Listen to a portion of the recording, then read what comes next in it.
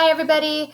Welcome back. This is going to be on Tuesday, and this is our next House on Mango Street section for today. And we're going to do two more vignettes today. The titles are at the top right here. We're going to do a really short one that's mainly symbolism called Four Skinny Trees.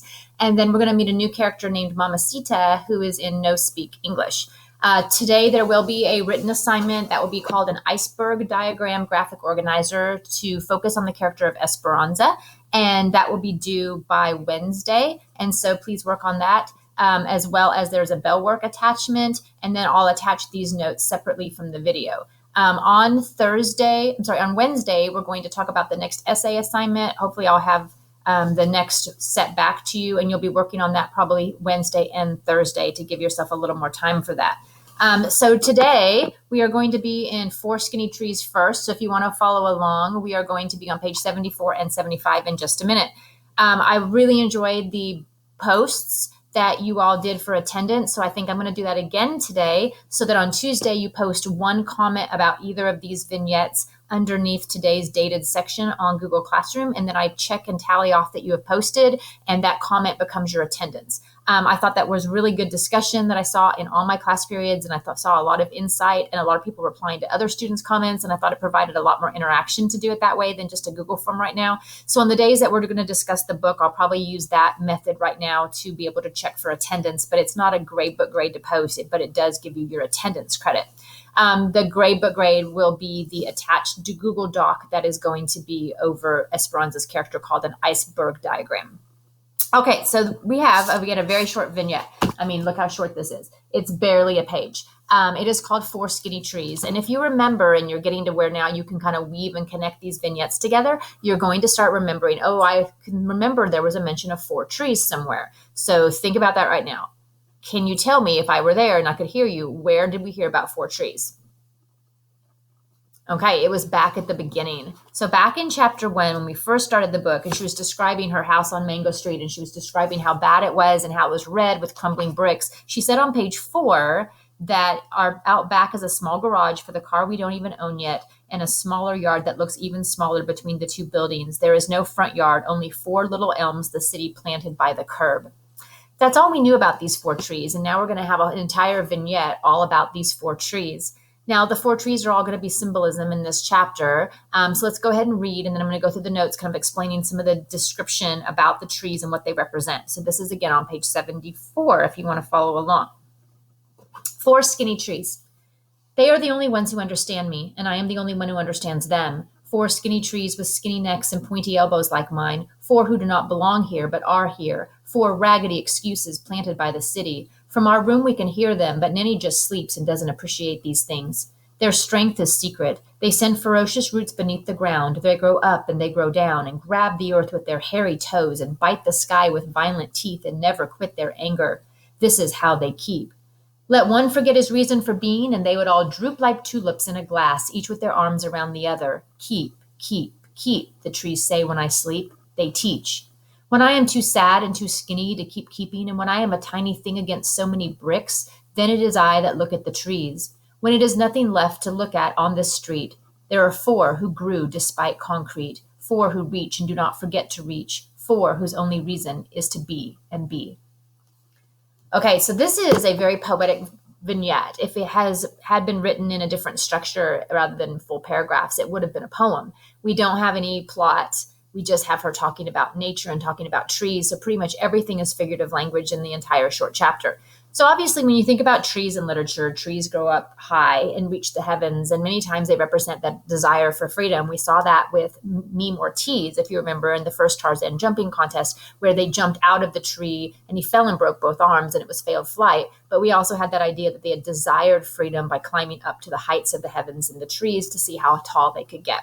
In this vignette, we have the same idea that, again, they grow up and they grow down, and that they're trying to reach the skies. But these particular trees are struggling because they are only 4, and they're very skinny. They're young saplings. They don't have much nutrients. They're planted pretty much straight into concrete with very little dirt.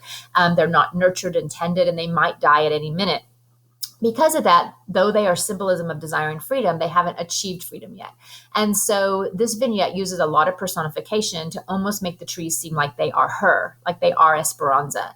The vignette says things like they are They have skinny necks, pointy elbows, hairy toes, violent teeth. Obviously, we know if you give a body part to a non-animate or a nature object, it is personification because we're giving it the traits of a person. So Esperanza even makes this kind of connection that she and her desire to escape are very much similar to the trees. She starts by saying they are the only ones who understand me. I am the only one who understands them. They have skinny necks and pointy elbows like mine. So because of that, we can see a similarity in the fact that she sees a connection to the trees, and they might even represent her, somebody that wants that freedom, like the trees want to survive, and she has to fight against so many things to get out of Mango Street, just like the trees have to fight against so many obstacles to live because they are so deprived of space and nutrients. So she mentions, interestingly enough, Nenny briefly in passing in one sentence. So if you picked up on that, she says on page 74 that Nenny doesn't hear them. She just sleeps through the trees whispering at night and doesn't appreciate these things. And again, this kind of goes back to the idea of the adult world and the child world, that once again, just like naming clouds, Nenny doesn't understand the adult world. She doesn't understand the desire to fight to get out. She doesn't understand the idea of needing courage and being fearful and having to struggle. She's just innocently happy playing childhood games and doesn't really think about the future because she's too young. So because of that, Nenny doesn't have these concerns. And if she doesn't have these concerns, she doesn't need to hear the trees encourage her. So again, that's an interesting motif that we've continued to see, that Nenny represents the child world. The trees seem to be an encouragement to Esperanza that if she sees them surviving against all odds, that she could do it also. She says on page 75 that the trees keep telling her to keep. The trees say when I sleep. And also, like her, she says they are for who do not belong here. And she felt like she doesn't belong on Mango Street either. And they keep keeping her encouraged. They keep telling her to keep on, keep going, don't give up. And I think that's what the keep means. They're teaching her about perseverance because they are persevering as well. Again, she says that when she's a tiny thing against so many bricks, she looks at the trees.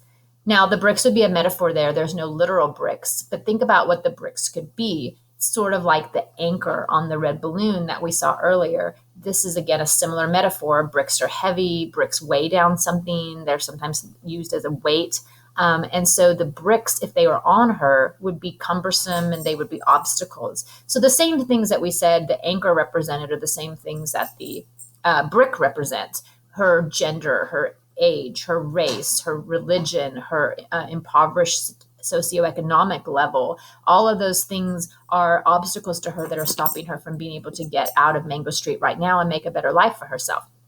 We had an Apr, if you noticed it at the end of the chapter, with for who grew, for who reach, for whose only reason. And the final sentence kind of gives us the ideas that Esperanza and the trees have these similar traits. This is my dog. So again, Murphy, sit down. So we have the idea that they are going to be like her, that they can grow despite concrete, which means despite more obstacles, and that they can reach for dreams. So they reach and do not forget to reach. And that's her also continuing to move forward and be able to have dreams. And they simply want to exist. And she simply wants peace. We've seen that before, that she doesn't want to struggle. She wants to be happy. She just wants to be able to be at peace. And they also, these trees, just want to be and be. So again, we see in this kind of poignant poetic vignette that Esperanza is compared to the trees who have to fight for their survival just like she's fighting for hers. Okay, so that's the end of that one. Can you say hi? Say hi. This is Murphy. He just had a birthday this week and he turned 5. Can you hold up your 5 paw? 5. Okay. We're going to read our next vignette, and we're going to meet a new character now, and her name is Mamacita, which is actually a Spanish name just kind of to name her. They didn't really know her name, but this is a new neighbor that has come into Mango Street, and she's going to be moving in down the street, and she's not very happy. So let's follow along. This is page 76 to 78, and this is called No Speak English. And the general background is that Esperanza and her friends are spying, including Rachel and Lucy, are spying on who's moving into a new apartment, and they see a very, very large woman dressed in a lot of pink clothing who seems to be making kind of a spectacle of her arrival, and they're very curious about her, and they find out that she is the wife of this man who's been living in their neighborhood, who's come to join him from another country, most likely Mexico, and remember, they're in Chicago. And so she brings their young baby, and she's arrived now to join her husband as an immigrant to America. And this is what's happened as Mamacita arrives on Mango Street, and it's called No Speak English. Page 76. Mamacita is the big mama of the man across the street, third floor front. Rachel says her name ought to be Mama Sota, but I think that's mean. The man saved his money to bring her here. He saved and saved because she was alone with the baby boy in that country. He worked 2 jobs. He came home late and he left early every day. Then one day, Mamacita and the baby boy arrived in a yellow taxi. The taxi door opened like a waiter's arm, and out stepped a tiny pink shoe, a foot soft as a rabbit's ear, and then the thick ankle, a flutter of hips, fuchsia roses, and green perfume. The man had to pull her. The taxi cab driver had to push, push, pull, poof. All at once she bloomed, huge, enormous, and beautiful to look at, from the salmon pink feather on the tip of her hat down to the little rosebuds of her toes. I couldn't take my eyes off her tiny shoes.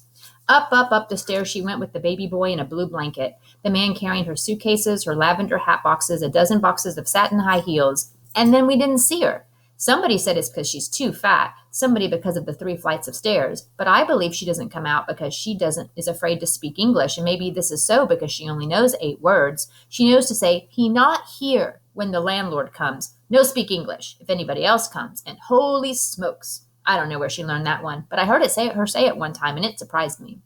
My father says when he came to this country, he ate ham and eggs for 3 months. Breakfast, lunch, and dinner. Ham and eggs. It was the only word he knew. He doesn't eat ham and eggs anymore. Whatever her reasons, whether it's that she's fat or can't climb the stairs or is afraid of English, she won't come out. She sits all day by the window and plays the Spanish radio show and sings all the homesick songs about her country in a voice that sounds like a seagull. Home. Home is a house in a photograph, a pink house, pink as hollyhocks with lots of startled light. The man paints the walls of the apartment pink, but it's not the same, you know. She still sighs for her pink house, and then I think she cries. I would. Sometimes the man gets disgusted and he starts screaming, and you can hear it all the way down the street. Ay, she says, she is sad. Oh, he says, not again. Cuando, she asks. Hi, caray, we are home. This is home. Here I am, and here I stay. Speak English, Christ. Ay, mamacita. Who does not belong, every once in a while lets out a cry, hysterical and high, as if he had torn the only skinny thread that kept her alive, the only road out to that country. And then to break her heart forever, the baby boy who's begun to talk now starts to sing the Pepsi commercial he heard on TV. No speak English, she says to her child, who is singing in a language that sounds like tin. No speak English, and bubbles into tears. No, as if she can't believe her ears.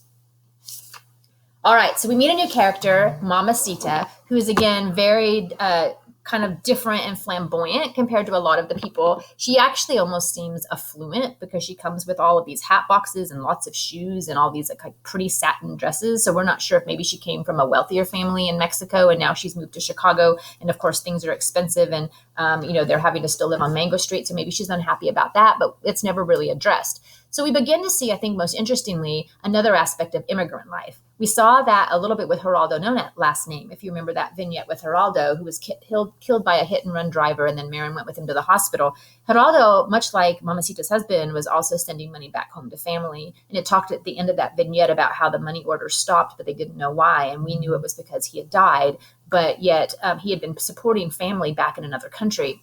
Here we see that there was a husband who had been sending money and working 2 jobs, it said, page 76, came home late and left early every day to be able to send money to bring his wife and his son to America. Now, most of the time when we think about immigrant life, we think, oh, everybody must be so happy to come to America. It's the land of opportunity. Everybody wants to come here. If you were able to get into our country and get a visa, or you were able to come and be able to work on citizenship, it'd be such a blessing.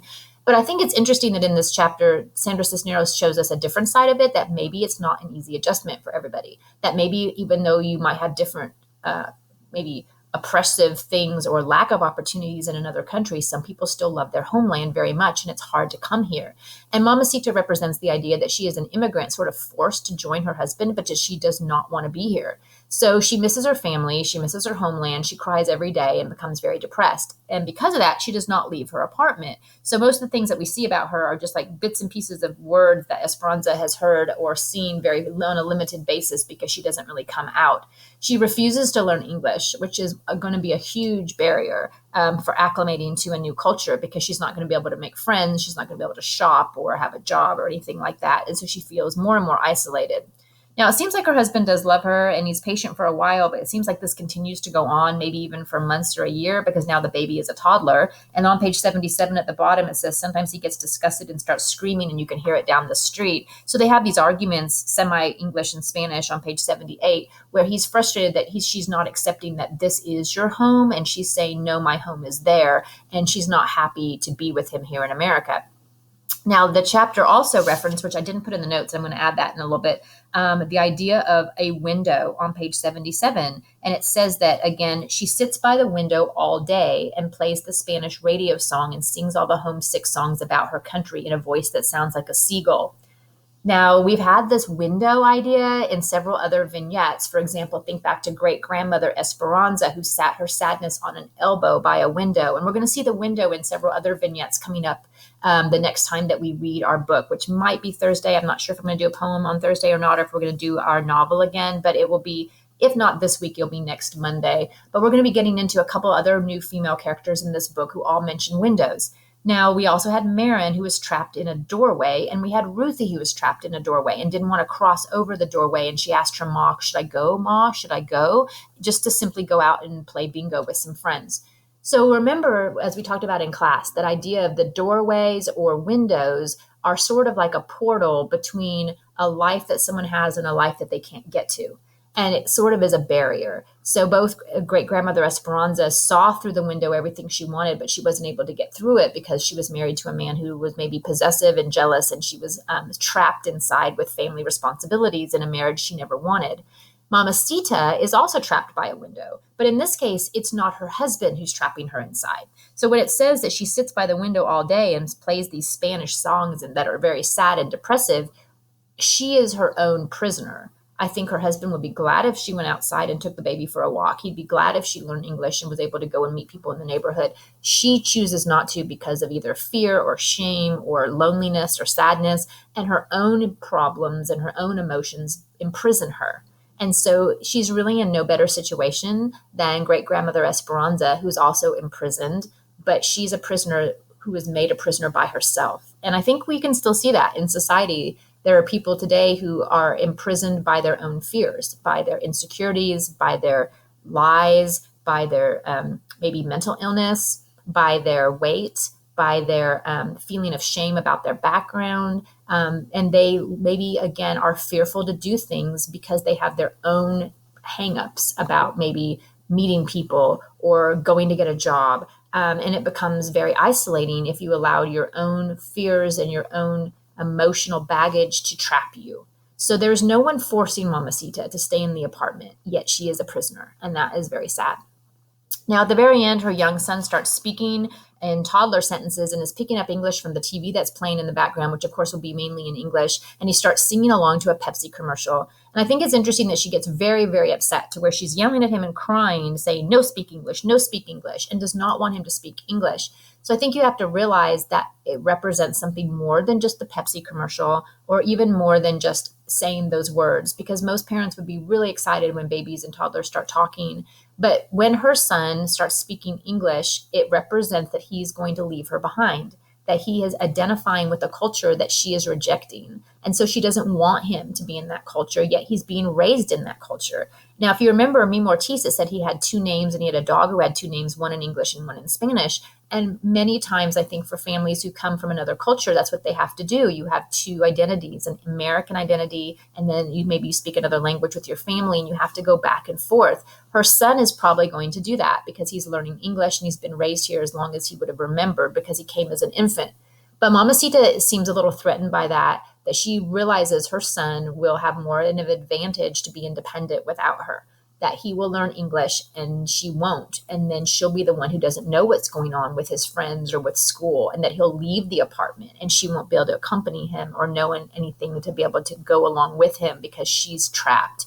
So she doesn't want him to gain independence, I don't think. And again, the English kind of becomes his idea of accepting American life, and she doesn't want him to because she wants him to remember his heritage, the life that she had back in Mexico. She wants him to only identify with what she considers her real culture. So I think it's, again, a sad ending because we think obviously the boy could have a lot of opportunities, and his mother is probably trying to limit that because of her selfish needs. So that was the end of No Speak English with Mamacita. So again, I'll post these notes also for you so that you can see them. And then there should be an assignment that you should be able to see that's an attached Google Doc that is a graphic organizer to fill out from a lot of various vignettes you can use that we've already read so far. So thank you so much for watching. Remember, like, subscribe, and hit the bell for more notifications if you like it. And I will see you tomorrow.